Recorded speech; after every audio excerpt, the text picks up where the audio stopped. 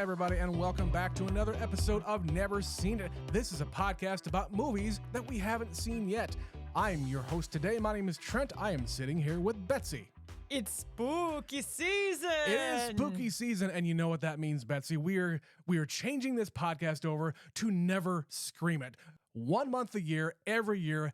It's just become one of our favorite traditions. And Betsy, today we're going to be covering a movie that has been suggested to us so many times by so many people, and we're just going to kick it off with a showstopper. We're watching Train to Busan. Now, just a warning to everybody, Train to Busan is not an English movie. It was not made in America. It does not have English-speaking actors. So if you don't like that, skip this episode and come back next week. Or better yet, take a chance on a movie that is not in English. Yeah, like we are. And see what world of cinema you're missing out on. Subtitles are your friend. But of course, that being said, Betsy, we have not seen this movie. And as I said, it has been suggested to us by a lot of our listeners and just people in our own lives. So here we are. I don't know where else we could have put this movie other than Never Scream It. So Betsy, why don't you tell the people what you think you know about the movie? Zombies. Zambies. And there's a train. And South Korea. And it's in Korea. Yeah. Specifically on a train going to Busan. Bound for Busan. Yes, a town in South Korea. And that's pretty much what I know about this movie. Yeah, I know there is a kind of a family dynamic. That's my understanding here based on the very, very little that I saw. I think it's a father and a daughter. I mean, that's what's on the poster. So I would assume it's a tale of survival and a dad protecting his child. And my understanding is that this movie is just fucking intense. And it being a zombie movie, I'm sure these are like the fast-moving zombies. This came out in 2016, which was the time of the fast zombie. Yeah. Yeah, the 20th century was the slow zombie. Yeah. And once we got to the 2000s, those fuckers can move. Yeah, and I don't think we've actually done a zombie movie on this show, have we? Oh, God. I don't think we have. I don't think so. I'd have to go check the archives, but I'm pretty sure this is the first one. Yeah, and we like a show like The Walking Dead. We've watched most of that up until the main actor, Rick Grimes, was written off the show. That's where we checked out. And then we also enjoyed The Last of Us. Yeah, The Last of Us is great. That's different kinds of zombies, though, which we appreciate that show. I also really like that Dawn of the Dead remake that came out in like 2005, the Zack Snyder version of it. I really like that. I think you've only seen it a couple of times. I've seen it with you a couple of times, yeah, but I'm not as familiar. Yeah, you hadn't seen it before you and I were together. Yeah. And then we like stuff like Zombieland and Shaun of the Dead. So we definitely have had our fair share of zombie television and zombie movies. Mm-hmm. But for whatever reason, despite the fact we have heard that Train to Busan is really, really good, it's the thing I was just touching on. It's a lot harder when you don't speak the language to work yourself up sometimes to watching a movie that's not in English, because we are subs, not dubs. We try to be anyway. Absolutely. And this is one where we just haven't done it yet. We just haven't done it. I've heard this is a very, very good movie and it's super intense. So when we were making the list for what are we going to do for October for Never Scream It, this kind of jumped right to the top. Yeah. And just to give like a behind the curtain thing, watching a movie like this and covering a movie like this for the show is a lot more difficult for us because we like to take a lot of notes on our phones, and being able to watch the movie, make notes, and also read the subtitles makes it a lot more difficult. So we don't necessarily gravitate towards movies like this. But for you guys, because you have suggested this so many times and we know it's going to be a crowd favorite, we're doing it for you, the people. So with that, we are going to go and watch Train to Busan. We will be right back.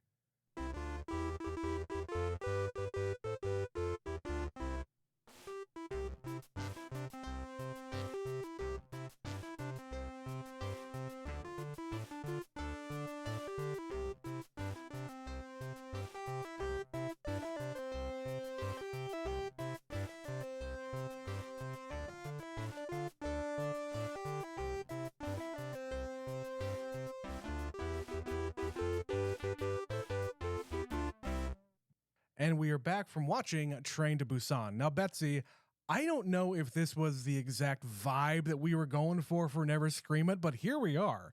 What did you think? I would like to formally lodge a complaint. Okay. I signed up for scary zombie movie. I did not sign up for fucking zombie movie making me cry. Yeah.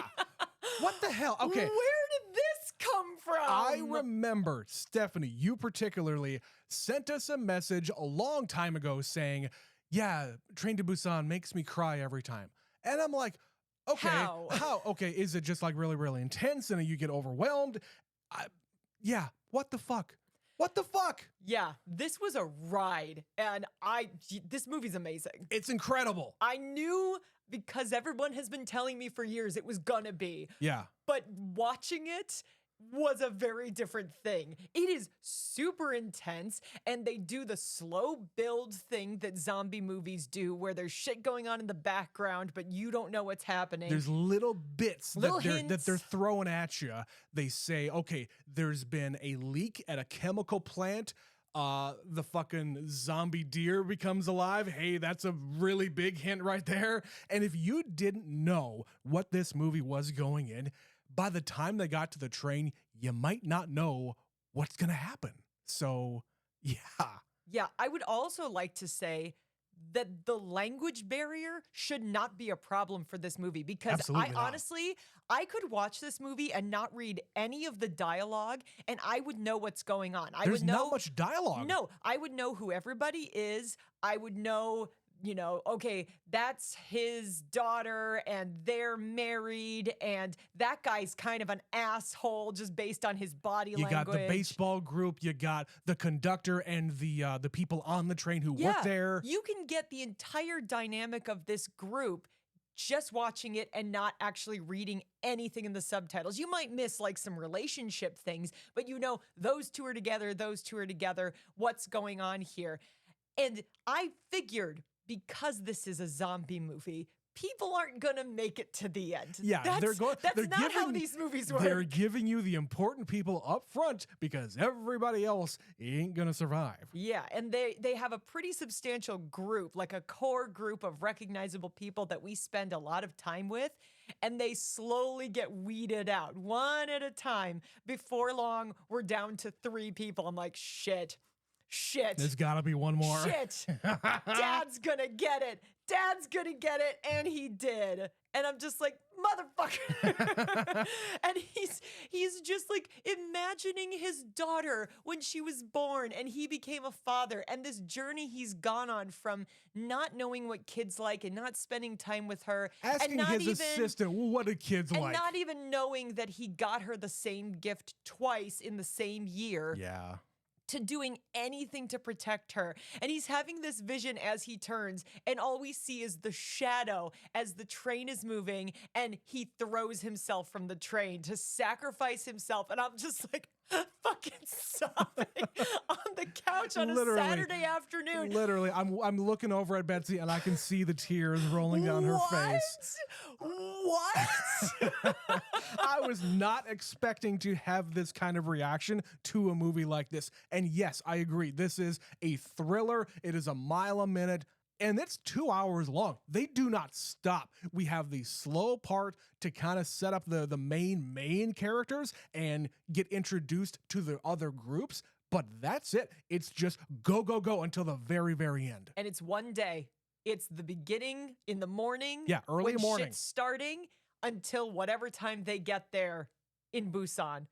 And he even says, he's on the phone with somebody at work. I'm going to Busan. I'll be back by lunch. So we're talking, I don't even know if they said where he was at the beginning of the movie, but the time it takes to get from there on the bullet train to Busan and back is a morning. I would say this is about as close as to real time as you could probably get. The only real time jumps are at the beginning of the movie before they get on the train. After that, it's all real time. Yeah, when they get on that train, it doesn't stop till the movie's over. Yeah. And they kept upping the fucking ante. And that was really exciting to watch, where I saw some stuff in this movie that I don't think I've seen in other movies, which is saying something. An engine is on fire and it derails all the cars and they're trapped underneath the train car and it's full of zombies and they're going to be crushed any minute or the zombies are going to get out and get them any minute. Yeah. The other thing that this movie does really, really well is we already mentioned we knew it was going to be fast zombies, but I didn't know that it was going to be this throng of like this mass of bodies going after these people. It's a little bit World War Z in that regard. That was the only other comparable that I had. When in World War Z, the zombies kind of pile on top of each other and they climb each other to get over huge walls. In this case, they're climbing over each other to get through the train cars. And at the very end, they create this literal train, a different interpretation of the word train, on the back of that engine car. Yeah, they're being dragged, bodies upon bodies upon bodies, and Yeah. others are crawling on top trying to get them. Holy shit. And it is it is a great meld of a lot of practical effects and the CGI, but there were moments here where the CG kind of really shone through and I was taken out of it a little bit, but what you saw that was done practically looked amazing. Yeah, this is clearly a movie that had a shit ton of extras. A shit ton. All the like for the most part, there's all real people. Yeah, running after the camera. Anytime they're on that train, those are real people in costume.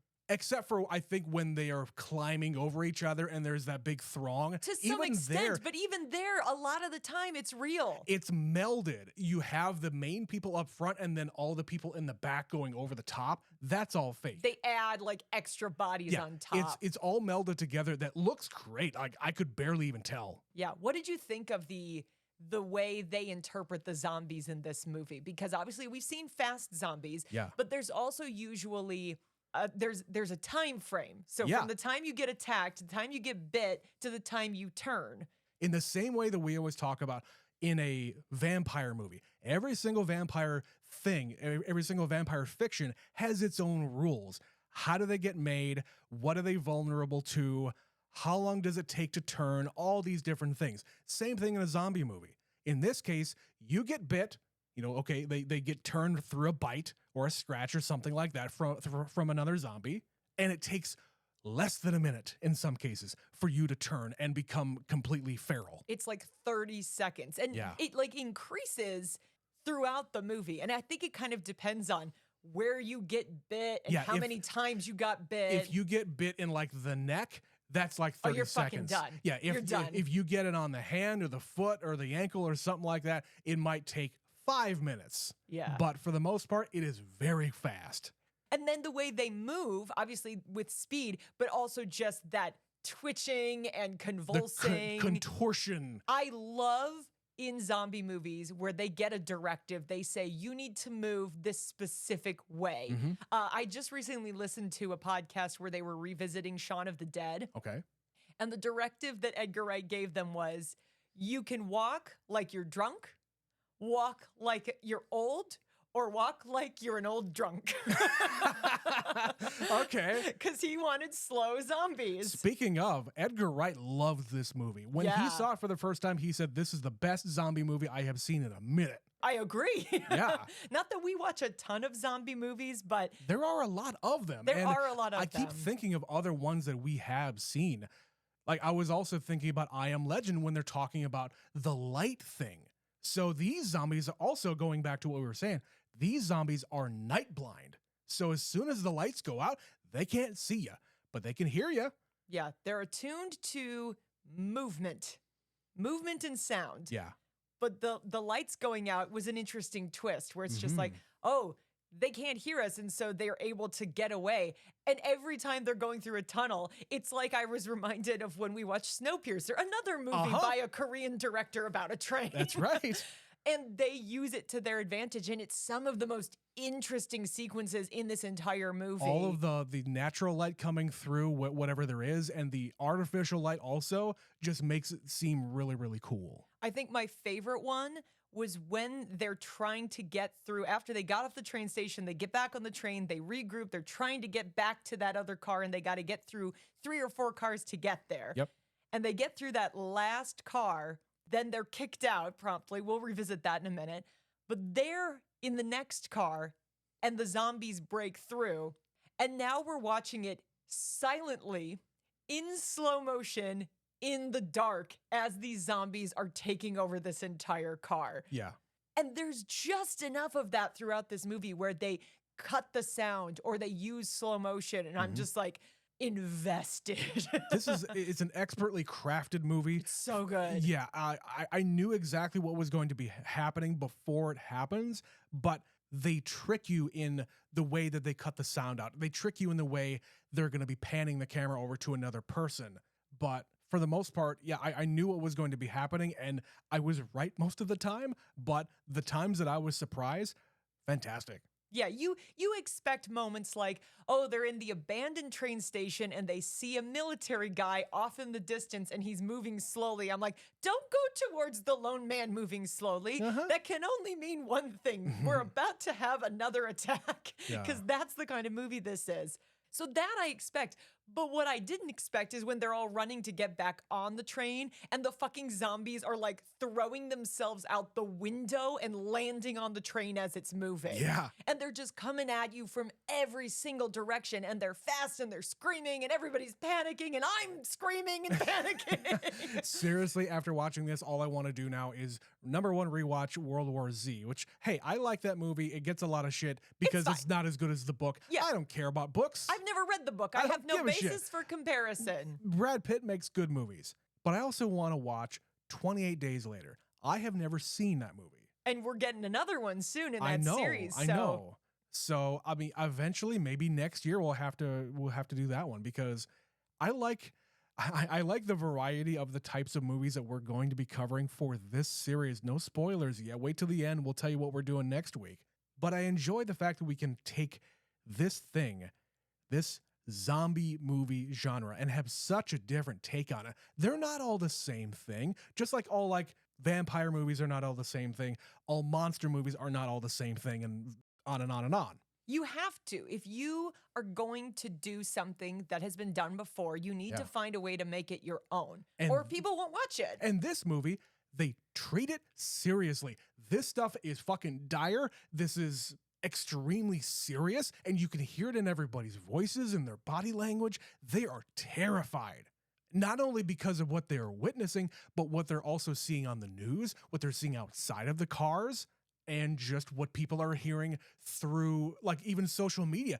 That rears its head here because people are looking at whatever their local Twitter equivalent is, and the word zombie is trending. Or they're watching videos their friends have shared them. And it's just people skateboarding, and then a helicopter flies over and zombies fall out of the fucking sky. And they get right up and start running. What? I'm just mouth agape. Mouth agape. This whole movie, they just found ways to shock me and surprise me in the best possible way. And like, staying in the vein of this being a genre film, when you think about zombie TV shows and movies and whatever else, when you think about all of those other ones that we've already talked about and seen, what I think to myself is the humans, the regular people who haven't been changed yet, all have guns, or they have other kinds of weapons. Nobody really had any kind of weapons here except for baseball bats. And even if they are beating the shit out of these zombies, they're not dying. Did you see anybody die? They haven't figured out how to kill them yet. Right. No, the one allusion to it, because the common trope in zombie movies is you have to get the brain. Shoot them in the head. Shoot them in the head. And there is an allusion to it in the sense that at the very end, the pregnant lady and the daughter are walking through the tunnel, and the military guys are waiting on the other side of the tunnel, and they say, what do? We can't confirm visually if they're alive. Right. And the guy on the other end says, kill him, and he's gonna go for the head. Right.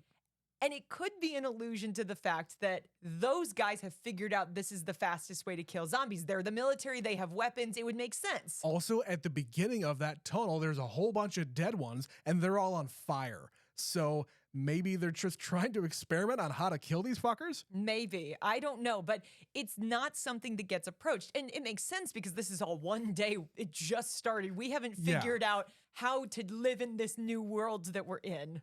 And Betsy and I have had conversations about The Walking Dead and those zombies, and in that show, it has been years and years and years after the initial outbreak. So the bodies of these zombies are quite squishy. So you would think if you would hit them in the head with a baseball bat, that'd be the end. But these are fresh corpses. Okay. Yeah. Since you brought that up, I want to mention this. My sister is a doctor of forensic anthropology. She's a bone doctor, and I've brought this up before. Dead bones. And when we were watching The Walking Dead, It was getting to a point in this show where they're just like stabbing zombies through the top of the skull with a knife. Right. Okay.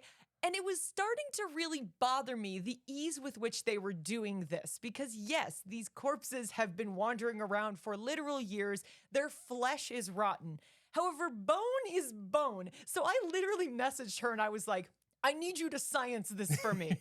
Explain to me if in these circumstances, in the case of a zombie apocalypse, would the human body decompose differently, or would that bone still be as strong as it was in living conditions? Because this is exposed to the regular air.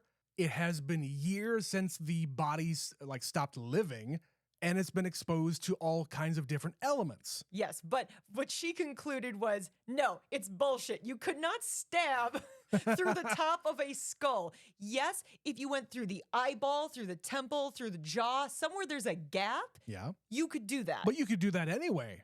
You could do that anyway. That would work. But that's what I'm saying is, zombie movies are bullshit. They're bullshit. You cannot stab a zombie with a knife through the skull. It's not going to work.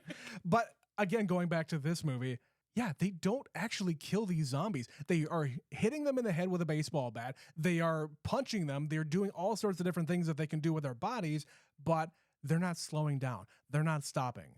The other thing is they're just reacting. All they can do is react. They don't have time to make any kind of plan. Right. Because the speed with which you have that one girl at the beginning runs on the train and you're like, oh shit, she got in. The conductor guy on the platform didn't see her, but she's clearly bit up.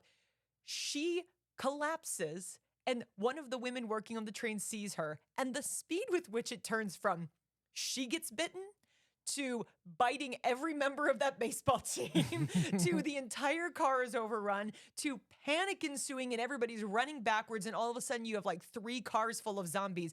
It's minutes. Yeah. It reminded me of the scene in World War Z, and again, minor spoilers for this movie. It happens on a plane. Same thing. There's nowhere to fucking go. Right. And once it begins, you're fucked. That's all there is to it. You are fucked. And somehow they managed to get out of this, but then they're like, what is going on? And I loved how there were the little hints. Like you said, they were looking at their phones. Seeing on social media, the word zombie is trending. Seeing on TV, there's riots and they're getting shots of people who are infected. And then something really subtle happens later on.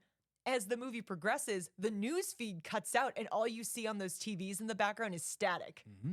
They don't draw attention to it. If you didn't look, you probably would miss it. But it's just giving you the sense of what's going on the deterioration outside of this train. Yeah, it is completely deteriorating over a very short amount of time. Not only in this train car, but everywhere else that has been exposed, at least locally. And because of the mass transportation system of South Korea, hey, guess what? It's going to spread even faster. And it's fascinating the way it unfolds, like making it a pocket story where it's just this group in this place, and you're only getting hints of what's going on in the outside world. You and I were really excited about this concept when they launched Fear the Walking Dead. Yeah. Because we really wanted to know, how did we get here? How Yeah. fast did it happen? I wanted so much to see the origins and how fast the deterioration of society and governments and military and everything else, how fast that went to hell. It didn't last the first fucking episode. It was like 2 episodes I and was then it was so over. disappointed in that. I wanted to see the slower anyway, deterioration of society. It didn't happen. But maybe that's the point. Look at how fast this movie moves. Yeah. Like everything would fucking collapse in days. If you were talking, okay, I had to ask you because I don't know geography. I said, is Korea an island? Because I knew there was a lot of water near it. But you said, no, it's a peninsula, meaning it is still connected to the mainland, meaning if it starts in Korea, it can spread and it will spread. Yeah. And within probably, 5 days, this would be around the entire continent and over to Europe and into Africa because they're all touching just enough that this would flood everywhere. Yeah. Maybe we would get lucky in the United States, but that's just kind of presupposing that nobody was infected and on a plane and on their way to the United States. Right. And I think because it is such a fast changing thing that you wouldn't think it would happen, but hey, stranger things have happened. Yeah, I believe that in this scenario, the world would shut down in days. Yeah. The zombies would take over and very few of us would be left. And there's no rationale to zombies. They just indiscriminately attack things. I also enjoyed how they started by giving you the zombie deer, and then we never revisit that. It's just like a creepy thing to start this movie and set the tone. And I was really hoping that was going to happen. I was yelling at the screen, give me a zombie deer. I need a zombie deer. We don't get a lot of zombie animals in movies. Resident Evil, that was a zombie dog thing. Yeah. Yes, I forgot. That was another zombie movie we watched. I forgot. We haven't brought that one up yet. Yeah. All right, I think that's a good place to take a break. I got some thoughts about maybe the class structure on this train, but we're going to take a break. We'll be right back. What's the matter, Billy? You look bored just sitting there clicking that pen. Well, Becky, I've already listened to this week's episode of Never Seen It, and there's nothing left for me to do. Guess I'll just sit here and click this pen until next Sunday. Wait, Billy. What if I told you that the Never Seen It crew puts out 4 other shows every month? 4 shows? How do I get those? It's easy. Just go to patreon.com/neverseenitpod, and for $5 per month, you get access to all their extra content. Wow, that sounds a whole lot better than clicking this pen. It sure does, Billy. It sure does. So as I was saying, we got all kinds of people on this train. When we get introduced to this father, I don't know anybody's fucking names. When we get introduced to the father, we see that he is a businessman. He's a busy businessman, and he cannot spend any time with his daughter. He's going through a divorce, or he is divorced, and it's a whole thing. So that's one level of stuff. We see him at work, and he's talking about he's in finance, and he's got crises going on, and he's got an assistant, and blah blah blah. We got a couple of older ladies also on the train. We find out later that they're sisters and they're just going wherever. We got this guy in the suit, the real fucking asshole that we are finding out later. He is the COO of a train company, of like this train company or another train company, whatever. He's a big, important businessman. He's a fucking asshole, He's but a continue. fucking asshole. We also have this baseball team. We also have this what appears to be a homeless man hiding out in the bathroom, and he's just muttering to himself, they're all dead. They're all dead. And as we go on throughout the crises on the train, everybody kind of separates into different groups. We also have the husband and the pregnant wife, who this was the only person that we recognize. The husband here, the big guy, he was Gilgamesh in the Eternals movie. Yeah, you kept yelling, he's Gilgamesh. I shall call him Gilgamesh. I kept calling him Gilgamesh, and that's what I'm going to be doing in this podcast. So, hey, here you go. It's the only other thing I've seen him in. I also don't know the character's name. No, it doesn't this matter. movie. No, I don't know anybody's name. So we have all these different like dynamics, and over time we also get these class dynamics between the COO guy, because he just needs to get all the way to Busan, and he's trying to muscle his way into taking over the train and trying to not even just persuade the conductor to keep on going. Like, don't stop, keep on going to Busan. What are you doing? He doesn't even persuade him. He's like bossing people around. Yeah. Like, I'm the most important person on this train. My safety is paramount. Fuck those people in the other car. I'm more important than everybody else. And by the end, when they're on the final train, he's telling them, oh, here's my address. Get me home. Fuck you, dude. Yeah, the whole movie, you've literally been sacrificing other people. You are willing to just say, fuck you, don't let him on the train. Like, when they are literally to the last car, they've made it this far. They could get in there where everybody else is safe. Mm-hmm. He says, don't open the door, don't open the door, don't open the door. And when they get through, Dad starts accosting him saying, what the fuck? We could have made it through. We just lost 2 people from our group that would have survived if you hadn't been an asshole. And because he is a fucking asshole, he says, oh, he's infected. He's infected. Look at their eyes. Yeah, what the fuck? Yeah, they just went through hell to get here, man. And of course, I understand it. Everybody on this train is fucking scared. And this is, you don't act rationally when you're scared. And if there is any kind of chance that this group is infected, the last thing you want is for them to stay on the train. Yeah, but you could look at them, you could examine them, you could just wait 35 more seconds and see they're not infected. Right. But they haven't seen a lot of these people haven't even seen all the violence, on all the changes. They don't know the That's dynamics true. of how people are actually changing. They just see one and then they Yeah. run. So these weird animalistic instincts come out of people saying, no, you need to stay away from us. In fact, you need to get into this other car because we don't trust you. Well, that is their downfall because they're in another safer car, and the other older woman gets up and says, you know what? Fuck it. I don't need to live in this world without my sister. I just watched her die. Yep. Why did she have to sacrifice herself? All these people are fucking assholes because they're not letting them stay in that car. Fuck all this. I'm done. And it's interesting that we just watched Hitman, and if you haven't listened to that episode, you should definitely go and watch that movie and listen to it. Yep. But there is a similar tone of what is a morally acceptable level of death? That question kind of comes up in this movie, too. You taking it into your own hands as to who lives and who dies. Yeah, you as a group decide those 5 people, they're dangerous to us now, even though they were part of your group a moment ago. Now they're dangerous, so get them off the fucking train. And it costs them their lives. Yeah, and I would say that they're making a bigger mistake by not having the fucking badasses who fought their way through 5 fucking cars filled with these fucking zombies.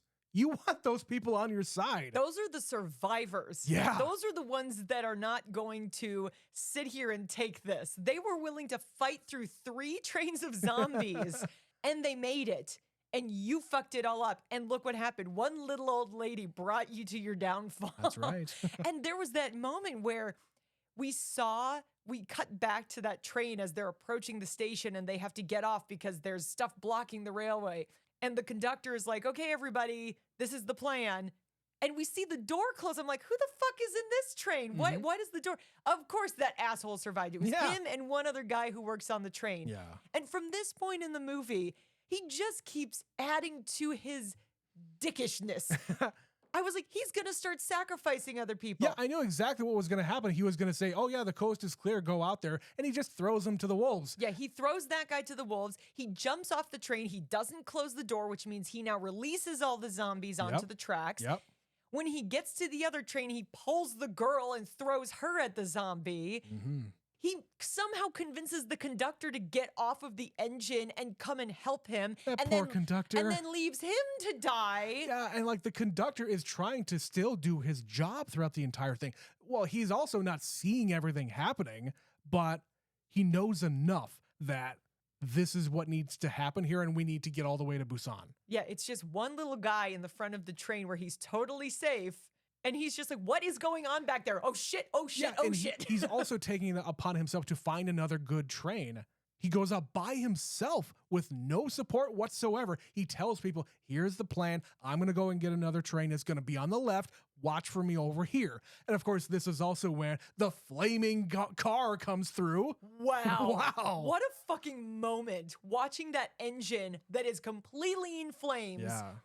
Barreling at them, the ground starts shaking, and then it sideswipes the train and nearly crushes everyone to death. Yeah. I literally jumped. It was so fucking intense.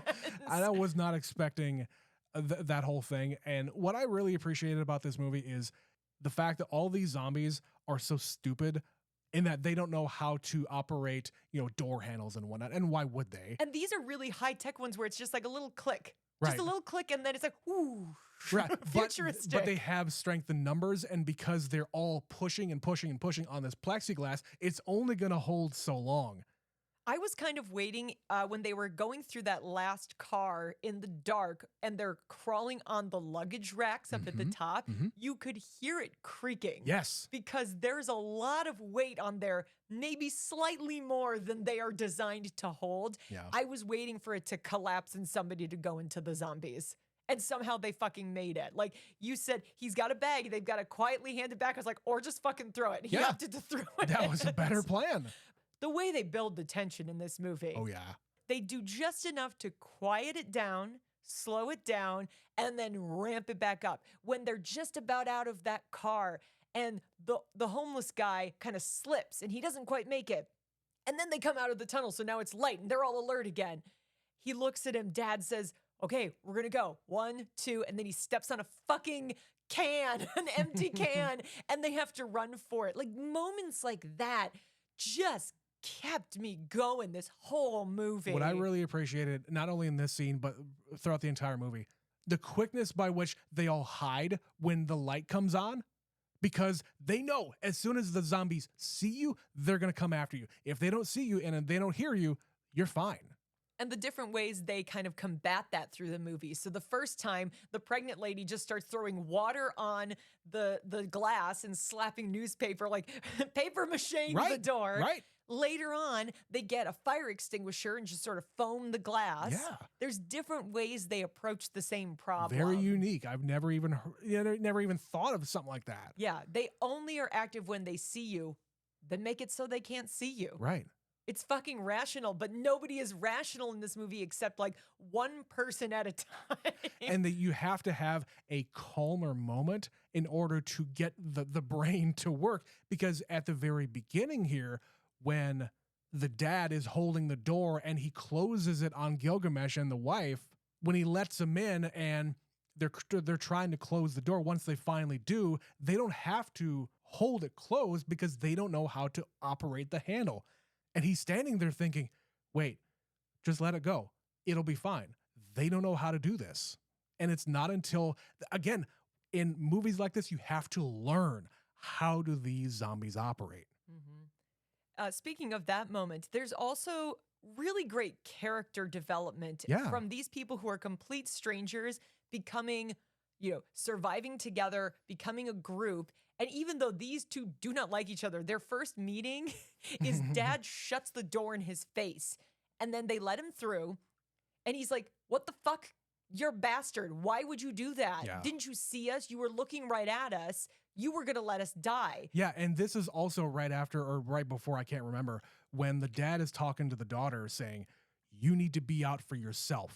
Do not worry about anybody else but yourself. Yeah, you don't have to be nice to other people. Right. Fuck other people. Right. But unlike the COO guy, dad actually listens to his daughter and changes his ways. So when he's about to die in the train station, when they get off the train, the Gilgamesh guy, he is like, same thing. It's reversed now. He's behind the glass and he yells, come on, asshole. Come on, you asshole. Come on, let's go. Get the hell out of there. So even though he could have done it exactly the same way, he's got a little bit more integrity and he's willing to save this guy because he knows he's got a daughter. And they have that moment where they get on the train where he's like, did I sound cool? I think I understand fatherhood and I'm not even there yet. Yep. And then when he's holding the door and he's been bit and he's going to die, he's saying, grab my wife, get her out of here. Take care of her. Take care of her. I'm going to sacrifice myself. Yeah. Like that arc from you're an asshole to I am trusting you to save my wife. And the dad finally says, I am sorry. Not only because, hey, you're about to die, but also, hey, I'm sorry for everything. For everything. What I did before and just me being me. So, and there's also these moments here where he is trying to use his power and influence to try to get an upper hand. It's what a finance manager would do, trying to get the upper hand over the next guy, whoever it happens to be, whether it's in business or personally. Go for the throat, basically. Well, he's calling up this lieutenant guy that he knows in Busan asking... Or no, in the other town where they stopped. Wherever. He's trying to get the inside info about what's happening in the place. Where to go? How do I get me and mine out of here? Right, and he gets told, okay, don't go to the main square, go east, go to the other place, let everybody else go into the fucking grinder. But, I mean, it doesn't really work out anyway because, hey, everything is overrun by that point. Yeah. Because everything goes so fucking fast. When he gets on the phone and he's like, what is going on there? I can't get a hold of my men. Yeah. That was a great reveal. When they're all just like quietly riding the escalator. When they're going down the escalator. Descending. Yeah, and there's this fucking throng. A wall of bodies. Yeah. And you see their backs, so you think maybe it's the military holding them back.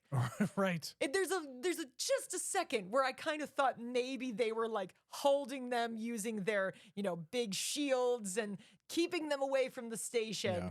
But no, they've already been completely overtaken. Again, I really want to hammer this point through. This is a zombie movie where nobody fires a gun. You have military people. There is a singular gun at the end of the movie where he's pointing it at the head of the pregnant lady. Nobody fires a gun at all.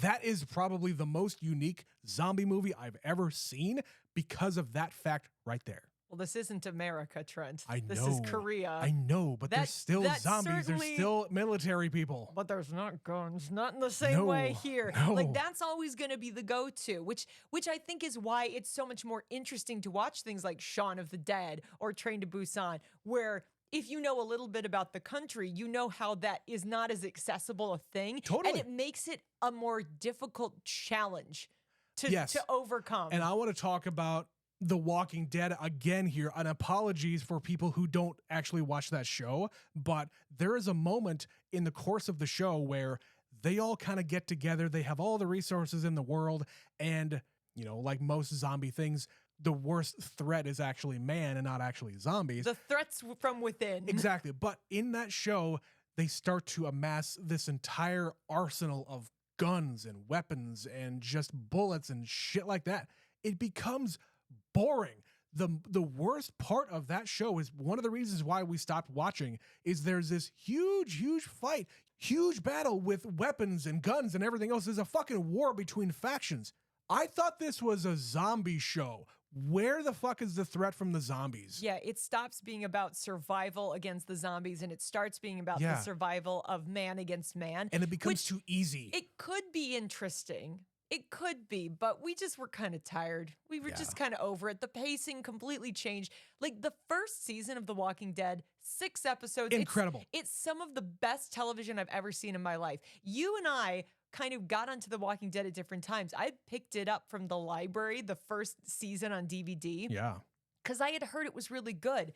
And I watched the first 2 episodes by myself in my apartment.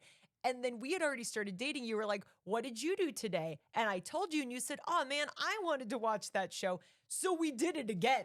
So we watched the first 2 again and then watched the rest of the season. And we were like, holy fucking shit. So it's really disappointing when you drag an idea out too long, which is why I think I like the movie idea for something like this a little bit better because you are so limited as to time.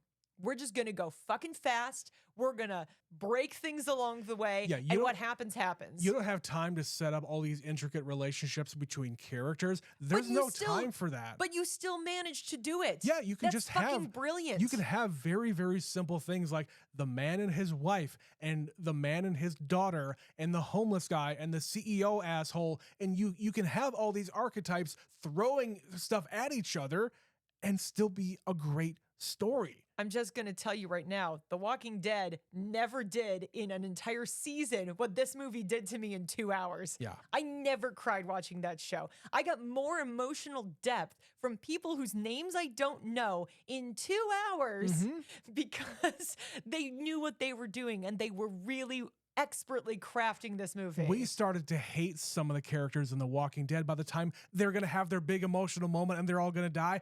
Fuck you. Get the fuck off this show. You suck. Yeah, it's like, I'm tired of you. Die already. Meanwhile, in this, I didn't want anybody to die. No. Except for that asshole. Except for the And asshole. he did. You knew. He got what he was getting. You knew you were going to get that. But I think this is as good a time as any to start wrapping up. Betsy, what else did you have to talk about? The moment on the train where first they get thrown off of the car, where they're like, you can't stay with us. You have Yes. to leave. Like, it was already kind of an emotional moment. I felt like, wow, these people suck. I get it, but also, wow. And then he goes into the bathroom and gets a phone call from his little assistant who basically confirms the company they were doing business with. At the very beginning of the movie, they had a small leak. They had a small leak at the biotech company. That's what started all of this. So he finds out that he's got literal blood on his hands because the company he's doing business with made this all happen. And he starts crying in the bathroom. And I'm just like, Jesus, this is emotional. Then there was also the moment where they're talking about the daughter had a recital and she was so excited to sing, but she froze. And when he asks her why, she doesn't really give him an answer because they almost get sideswiped by fire trucks. But later in the movie, she says, do you know why I couldn't sing? Because you weren't there. I was Yeah. singing for you and you didn't come to my recital. Yeah. And at the end of the movie, the thing that saves them is she starts singing, and it's that fucking song, which I never thought would make me emotional. The Hawaiian song, Yeah. Aloha, Uh-huh. da, da, da, until we meet again. And I'm just like, He's Betsy, gone, and Betsy. she's singing the song. This was my thing I was going to mention. That moment right there of her crying and singing, and that's the thing that really got and it's me. that song with those lyrics Until we meet again. Fuck. How are there so many emotional moments in this movie? From a fucking zombie movie. And I'll tell you what, I know we've said that umpteen different times on this episode, and you don't have to have your genre movie completely adhere to the rules of zombie movies where you have to have either a very uplifting ending where they solve the problem of the zombie crisis, or you could also have whatever the ending of the Dawn of the Dead remake that I mentioned, where it's not a good result for the people there.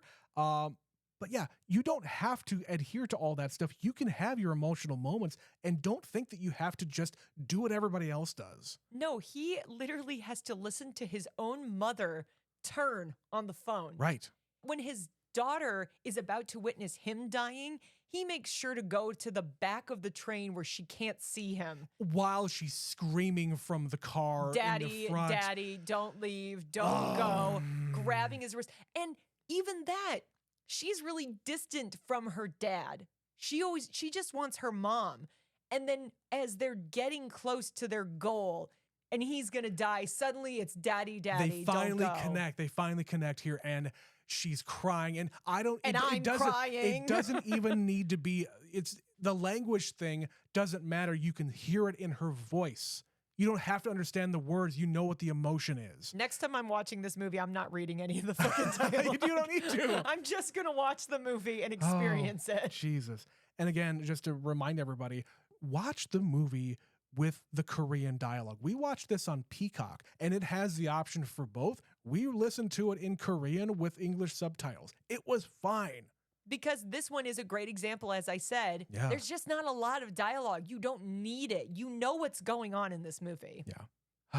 Well, Betsy, I think I am spent. I'm emotionally spent. I did not know that I was going to cry during a zombie movie anytime in my life. So, again, we like to choose very unique movies for this series that we do every October, and this was no exception. So please, assuming that you've actually watched this movie, please email us your thoughts about Train to Busan, and if you have different opinions about even The Walking Dead, where did you stop watching? Are you still watching it? Did you make it to the end? It's still kind of on the air in some capacity. I literally just saw an advertisement for the Daryl Dixon show. There's like 4 shows now. They keep Jesus spinning Christ. them off, and I I'm not know. interested. I don't want to get off on another tangent about Walking Dead because, damn. But tell us. Email us, neverseenitpod@gmail.com. Last week, we finished up our Decade series and we covered the movie Hitman. We did not get any emails about that, but Betsy got a very unique story sent to her via Instagram. Yes, my friend Steve reached out with a very interesting message that I felt, okay, we need to share this. This is a hell of a story. This is too random. So he begins, hey, so fun story.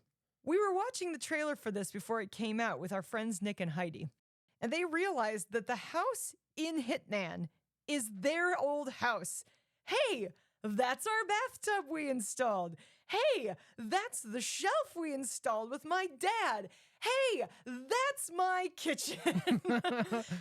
And my wife and I went to see the movie in theaters before it was on Netflix.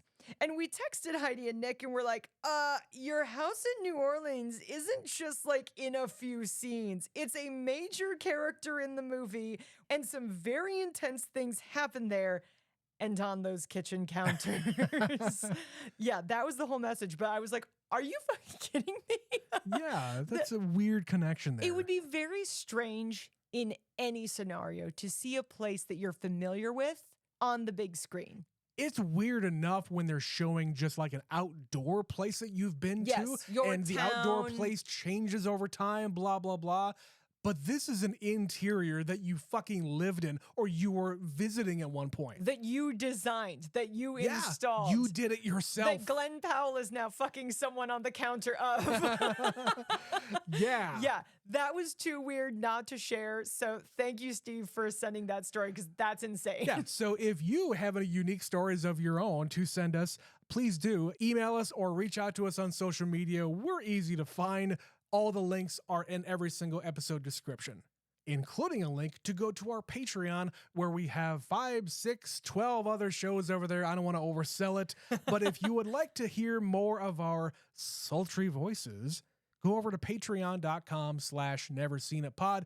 We're over there. You can pay us $5 per month and get access to every single piece of extra premium content we have available for you, the people. And we didn't really say it a whole lot. If you have any questions about that, reach out to us and we can explain what everything is over there. If you don't want to just go to the site, we have descriptions of everything that we offer over there. So yeah, There's some it's clips, easy. previews. Yeah, Check it out. every single episode has a preview except for the really, really short extra ones. Yeah, so go check it out.